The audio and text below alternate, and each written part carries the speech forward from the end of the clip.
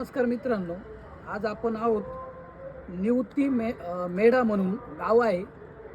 हे गाव आहे वेंगुर्ला तालुक्यामध्ये.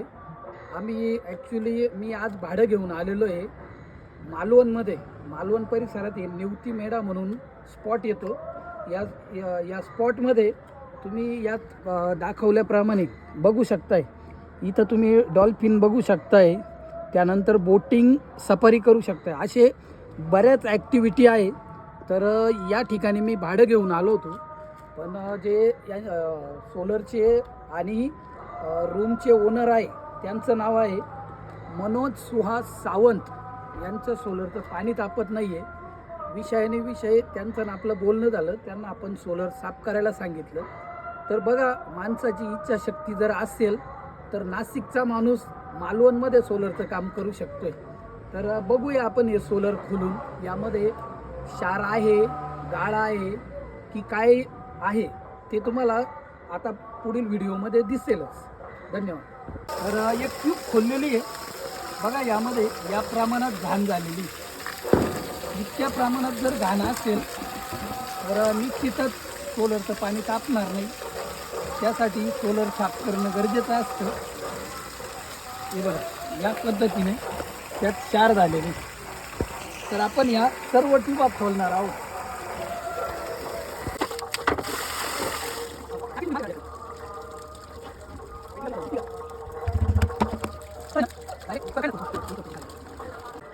तर बघू शकताय मित्रांनो, सावंत साहेबाचं सुप्रीम कंपनीचं सोलर होतं. 300 लिटरचं सोलर पूर्ण ट्यूबा खोललेलं आहे. आणि तुम्ही बाजूला नारळाची झाडं देखील बघू शकताय. जो आमच्या दक्षिण साईडला जो परिसर आहे तिकडे बीच आहे, म्हणजे समुद्र आहे. तर आता तुम्ही त्यांच्या ट्यूबांमधले निघालेले क्षार बघू शकताय. या प्रमाणात क्षार तयार झालेले होते. समुद्र जवळ होता त्यामुळे ते खारं पाणी, हा खाऱ्या पाण्याचाच प्रकार आहे. बघू शकताय. हे असे जर क्षार असतील तर निश्चितच पावसाळ्यात, हिवाळ्यात आणि आता फेब्रुवारी महिना असताना देखील सोलरचं पाणी तापत नव्हतं. योगायोगाने आपण काकांकडे, त्यांच्याकडे रूमबद्दल चौकशी केली. त्यात सोलर संदर्भात त्यांना विचारलं. ते बोलले की सोलर साफ करून टाका म्हणून. तर रात्रीची वेळ असताना देखील आपण सोलर प्रॉपर अशा पद्धतीने साफ केलेले. व्हिडिओमध्ये तुम्ही बघितलं, आपण टाकी देखील फिरवलेली होती.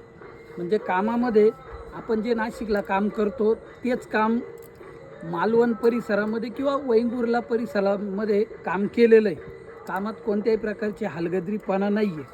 तर आता बघा, या प्रमाणात क्षार आहे. आणि ही जी लाल माती तुम्हाला दिसते ही देखील त्या ट्यूबांमधलीच आहे. इतक्या प्रमाणात घाण झालेली होती. अक्षरशः ज्या वेळेला पहिल्यांदा वाटलं सोलर साफ करून घ्या, पण त्यांना सांगितलं, आपल्याला वाटत होतं याच्यामध्ये फक्त गाळ निघेल. परंतु समुद्राजवळ असल्या कारणाने या प्रमाणात क्षार तयार झालेले होते. तसेच सावंत काकांचे चिरंजीव देखील बाजूला आहे. बघू शकताय तुम्ही. चांगल्या प्रकारे आता साफ झालेले आहे टोपी. बघा, भाऊने देखील सांगितलं या पद्धतीने आपलं काम चालतं. बघू शकताय मित्रांनो, सावंत काकाचं सोलर फायनली आपण सर्व्हिसिंग करून लावून दिलेलं आहे.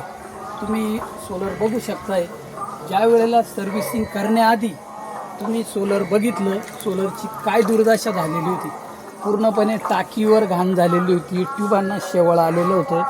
पण आत्ता जर तुम्ही व्हिडिओ बघत असाल तर तुमच्या लक्षात येईल की ट्यूबा आपण प्रॉपर अशा क्लीन केलेलं आहे. जे काही त्यात क्षार निघाले ते देखील तुम्ही बघितले. आणि दुसरी गोष्ट, टाकी देखील आपण प्रॉपर अशा पद्धतीने क्लीन केलेली. आणि तिसरी गोष्ट जर सांगायची म्हटलं तर स्वतःचा जर आत्मविश्वास पक्का असेल तर तुम्ही काम कुठंही करू शकताय. सांगण्याचं तात्पर्य असं, ज्या वेळेला मी काम करण्यासाठी हाती घेतलं तर माझ्याकडे कुठल्याही प्रकारचे रबर नव्हते, ज्याला आपण सिलिकॉन रिंग म्हणतो. त्यानंतर ट्यूब फुटल्यानंतर माझ्याकडे ट्यूब नव्हती. पण स्वतःचा आत्मविश्वास माझ्याकडे होता, ट्यूब फुटणार नाही.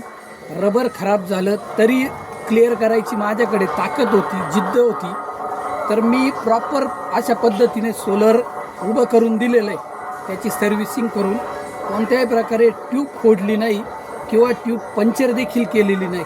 मी वेळोवेळी व्हिडिओमध्ये दाखवत असतो की पंक्चर ट्यूब कशाला म्हणतात. तर आता तुम्ही बघा, आपण या ज्या ट्यूबा लावलेल्या आहे या ट्यूबचा एकही पारा खराब नाही आहे. जर पारा खराब असेल तर ती ट्यूब पांढरी झालेली असते, परंतु आपण ट्यूबचा पारा देखील फुटून दिला नाही, खराब होऊन दिली नाही.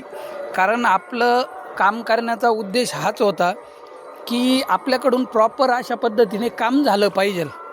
तरी ज्यांना कोणाला आपल्या सोलरचे मेंटेनन्स करायचे असतील, नवीन सोलर घ्यायचे असतील, त्यांनी संपर्क साधा. धन्यवाद. बघू शकता मित्रांनो, हेच ते सोलर मनोज काका सावंत यांचं आपण रात्री साफ केलं.